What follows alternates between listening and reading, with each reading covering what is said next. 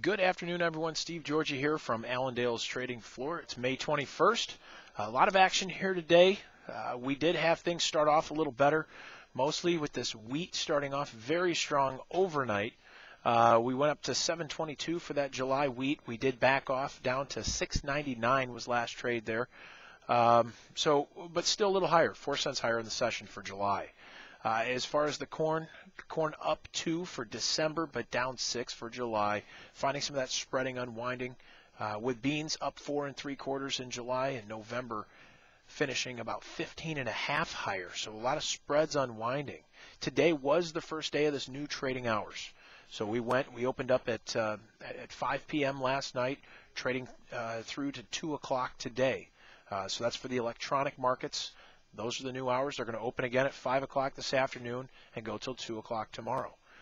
So this didn't really affect too much today. The pit will still be opening at 9:30 in the morning, trading till 1:15. But it is a change right now for these electronics because we will be trading through these reports as the USDA releases these quarterly stock reports and such. But as far as reports, something that did come out here just a little bit ago, crop progress on corn. 77% good to excellent on corn. That is that's pretty good here from this point. This is the fifth best start out of 26 years that these ratings have been coming out. So the previous 4 times, there's been 2 other years that we finished above trendline yields, and there's been 2 other years that we finished below that. So we got a 50% chance here at this point.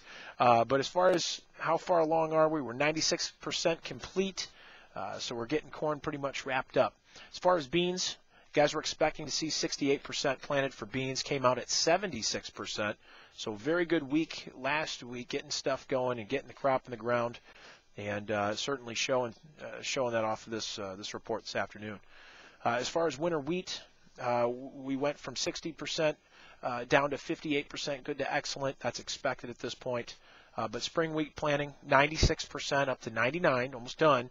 Last year we were at 50% planted at this point, and our 5-year average sitting at 78. So we're doing very well with that. The big thing that guys have been watching here in the short term, and what we're going to be looking at actually over the next few weeks, is weather. So we've seen a strong rally due to weather. Right now, a lot of these soil moisture maps are showing areas of concern actually growing throughout the Midwest. So more of a net drying effect. There are more areas now that are in concern going through the Midwest. The 6 to 10 day forecast right now is showing a ridge that's staying strong basically through the weekend, and looking for temperatures to warm up as well. This is the concern for the markets. Is this a big deal right now? Not really, but it's something for the market to talk about and to get hyped up about. You've got December corn that went up and tested that 550 area. We went to 549.5. That was overnight. We did test that during the day. We had beans stay strong throughout the day today, but corn back to resistance. So continue watching that. If you've not made corn sales yet, you may want to look at doing something like that. But as I said, this ridge staying strong. A lot of the areas that are going to be concerned over the next couple weeks, the northern plains, the far eastern sections of the Corn Belt, we do need to see some rain come through. It is dry, but not a concern just yet. But the markets are certainly talking about that and focusing on that. Looking at some of the livestock right now, fat cattle down about 60 cents today, 118.90. Box beef came out this morning with choice up $1.89. Select dropping back about 37 cents. But a lot of trade following this cattle on feed report that we had Friday. So it was very friendly for some of these deferred contracts, but we saw more of a classic buy the rumor, sell the fact type idea. We rallied going into that report. They did back that off today. But we do know these markets are still strong. That October contract, certainly friendly at these levels. We do have a target that still sits up at that 130 to 133 for October. So we're still looking at these pullbacks as buying opportunities yet for cattle. As far as hogs, finding a little setback there as well. Hogs dropping about 70 cents today for the June contract, 86.70. These back months down a little bit sharper.